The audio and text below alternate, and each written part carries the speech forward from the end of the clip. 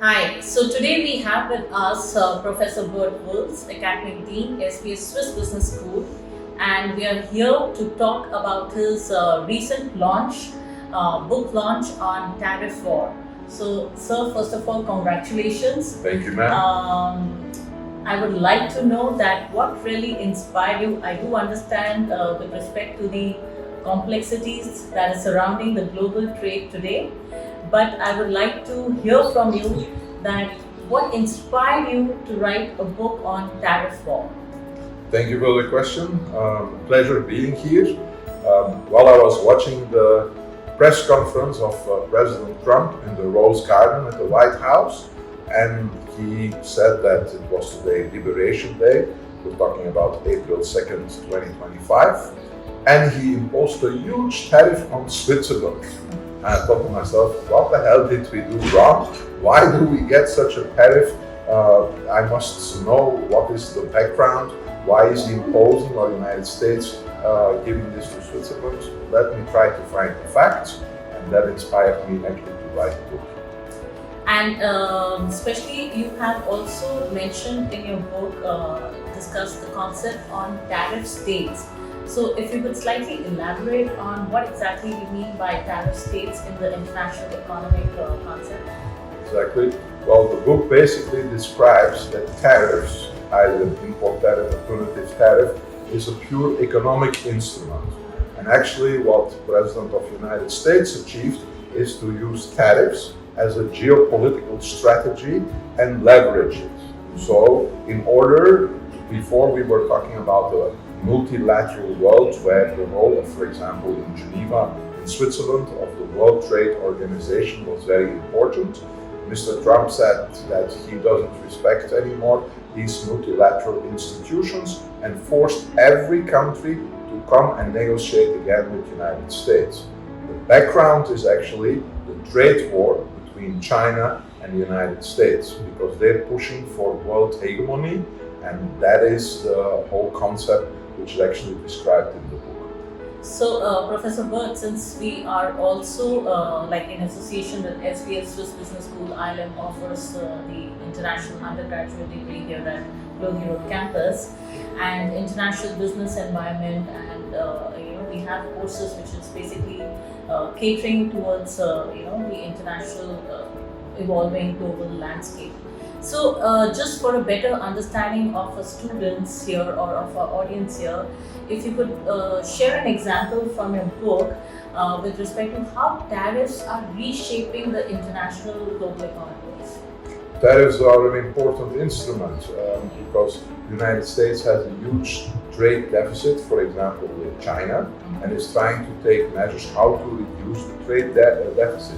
And for every country it's different, because, for example, India is a very important trade partner for the United States, but India has a positive trade outcome from this particular trade with the United States. So why are they imposing tariffs to make the goods which are imported more expensive? And remember, President Trump has an agenda which is called America First. So he wants to revitalize the American industry, that American citizens are buying more American-produced goods instead of imported goods. Now, the potential danger is that, of course, tariffs leads to higher costs, leads to higher purchasing prices, which at the end of the day, there is a potential issue that the consumer has to pay for it. The consumer will have higher prices, and this might lead to inflation with all the other aspects. And especially if you could further elaborate on how it's really going to impact an emerging economy like India. For India, it's very important, and I think we're at the right time, because July 9th is actually the historical day. So for trying to find an agreement between the United States and India, as I said before, India is the major trading partner in the Asia-Pacific area for the United States, so they have to find a compromise. India is important regarding agriculture, regarding gems, regarding textiles. So they need to find a way how India can continue to export these goods to the United States. On the other hand, I think India also has to give in a little bit.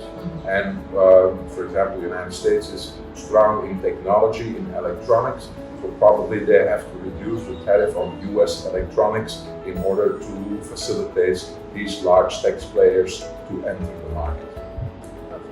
And so, since we both do happen to come from the academic field, I would like to just get a viewpoint on how do you see the higher education has evolved over the years. Like, we've actually moved from group learning and just introducing students to the theoretical concepts, and we're trying to bring in experiential learning into our classrooms.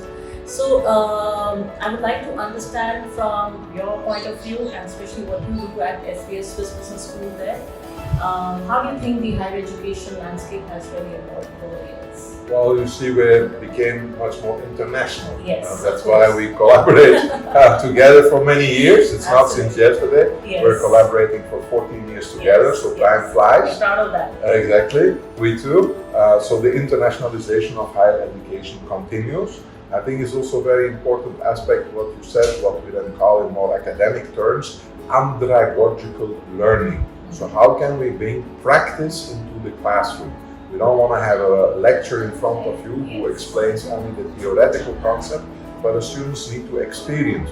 The students need to go to case studies. The students need to write a business plan and fail, because if they fail in class, it's not a big issue. But if you do it in real life, it will create a lot of costs. Students need to go and see companies, the inside of a company, a production line. We can talk about it in class, but once you see and you understand, it's a different world. Absolutely, that's very. And today, in fact, we are more focusing on the teaching pedagogy in the class. That's like a very, very important part of our academic curriculum. So, Professor Bert, I would like to now, especially in this world and where AI is a buzzword, I would like to understand from you what is the important skill sets today that you would like to share with our students, especially for the future career path. Is it AI? Is it sustainability? What exactly is it that they really need to acquire? Well, I think the first thing the students should acquire is data literacy and data fluency. Every decision is not anymore taken out of the stomach as we used to do it, but there are data behind it. Students need to understand how to properly collect these data, how to analyze them, and based upon that, then interpret and also tell a story behind it. Yes, of course. Every day I get companies who are calling and asking, do you have a storyteller? Yeah. Do you have a person who can interpret the data and shortly explain what do we need to know? I think that is very important.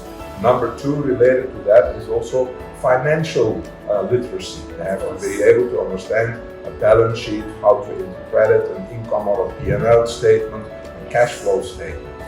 Next to it, as you said very correctly, agility. How can we adapt to a changing world? But also resilience. How can we can have a bad day, but how the next day we are able to turn it around and make sure that again we have a very good product launch. Absolutely. Cultural intelligence, how to operate with people from different cultures. Now, India by itself is already a beautiful example of cultural diversity, but how do you take that to the world? Right. Critical thinking. Yes, AI, artificial intelligence, is important, will come more and more, will have an impact on all these students, their professional career, and also on the current workforce. But the question is, with artificial intelligence, what can we do with it? And artificial intelligence are the machines, but the machines are not doing anymore the creative and critical thinking.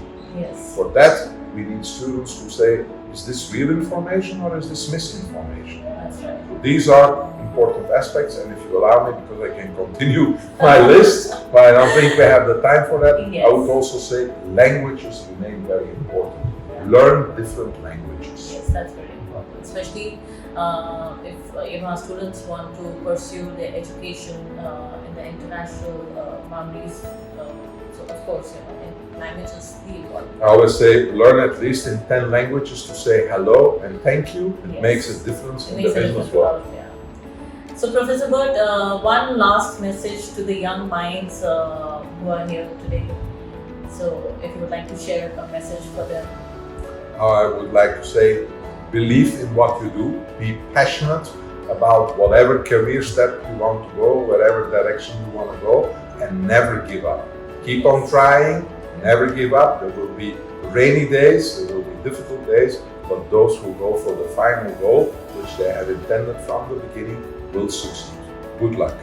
Thank you so very much, Professor Bert. And You're when welcome. is your second book coming out? And what is the topic of the second book? We're planning to have it in a half year from now, and it will be a follow-up on the current events. Oh, lovely. Fantastic. Congratulations once again, Thank you Professor very much. Bert, and thank you so much for joining us today. Welcome. Thank you for the opportunity. Thank you.